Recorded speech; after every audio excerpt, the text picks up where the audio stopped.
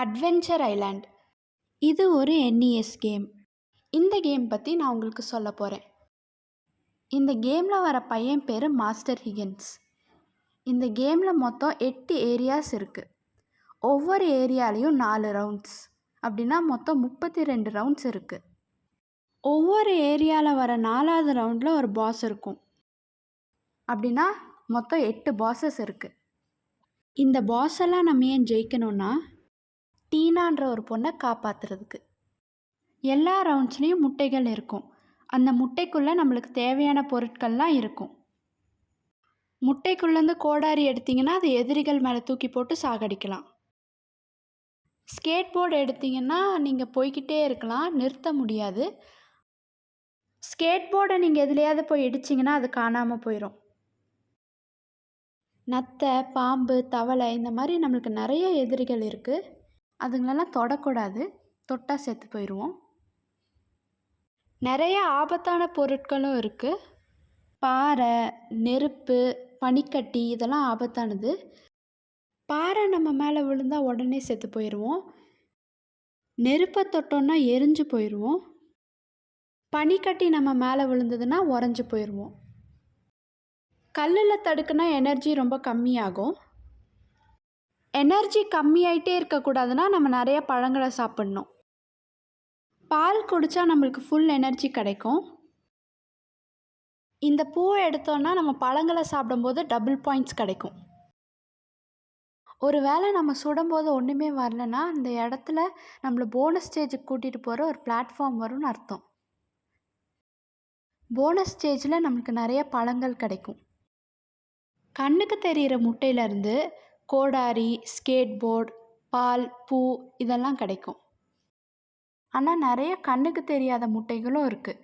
அதுக்குள்ளேருந்து நமக்கு நெருப்பு சக்தி, பால், மோதிரம், 3 மோதிரங்கள் தொடர்ந்து எடுத்தால் அடுத்த முட்டையில் ஒரு 1-up கிடைக்கும்.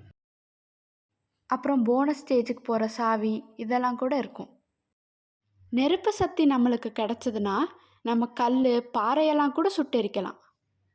கண்ணுக்கு தெரியாத முட்டையை எப்படி கண்டுபிடிக்கணும்னா, நம்ம சுடும்போது ஒரு இடத்துல அது காணாமல் போகுதுன்னா அந்த இடத்துல ஒரு மறைஞ்சிருக்கிற முட்டை இருக்குன்னு அர்த்தம். அந்த இடத்துல போய் நம்ம குதிச்சோன்னா அந்த முட்டை கண்ணுக்கு தெரியும். சில சமயம் நம்ம முட்டையை உடைச்சா ஒரு தேவதை நம்ம கூடயே வரும். அது நம்ம கூட வரும்போது நம்ம எதிரிகளையோ இல்லை ஆபத்தான பொருட்களையோ தொட்டால் நம்மளுக்கு பாயிண்ட்ஸ் கிடைக்கும். ஆனால் பள்ளத்தில் விழுந்தால் செத்து போயிடுவோம். சில சமயம் நம்ம முட்டையை உடைச்சா அதுக்குள்ளேருந்து ஒரு கத்திரிக்காய் வெளியில் வரும். அது நல்லதே இல்லை. அந்த கத்திரிக்காய் நம்ம எனர்ஜியை ரொம்ப கம்மியாக்கிட்டு போயிடும். இந்த பூவை நல்லா பாருங்கள்.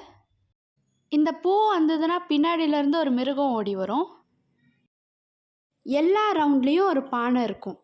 அந்த பானையை எடுத்தால் டபுள் போனஸ் கிடைக்கும். சில நேரம் பானை மறைஞ்சிருக்கும். அந்த மறைஞ்சிருக்கிற பானையை வெளியில் கொண்டு வரணுன்னா நம்ம சில நேரம் ஆபத்தான விஷயங்களை போய் தொடணும். இந்த கேமில் வர பாஸ் எப்படி தோக்கடிக்கணும்னா, அதோட உடம்பை தாக்காமல் அதோட தலையை தாக்கணும். விளையாடும் போது நம்மளுக்கு கேம் ஓவர் ஆயிடுச்சுன்னா கண்டினியூ ஆப்ஷன் இருக்கான்னு கேட்டிங்கன்னா இருக்குது. அதை எப்படி எனேபிள் பண்ணணும்னு நான் உங்களுக்கு சொல்கிறேன். ஏரியா 1 ரவுண்ட் 1ல் கடைசி வரைக்கும் போயிட்டு இந்த இடத்துல குதிச்சிங்கன்னா இங்கே ஒரு முட்டை இருக்கும். அந்த முட்டைக்குள்ளே ஒரு தேனீ இருக்கும்.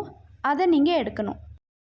அந்த தேனீ எடுத்ததுக்கப்புறம் உங்களுக்கு கேம் ஓவர் ஆச்சுன்னா நீங்கள் உங்கள் ஜாய்ஸ்டிக்கில் இருக்கிற ஏதாவது ஒரு டைரக்ஷன் அழுத்தி ஸ்டார்ட் அழுத்தினா நீங்கள் எந்த ரவுண்டில் தோற்றிங்களோ அந்த ரவுண்டோட ஆரம்பத்துலேருந்து வரும்.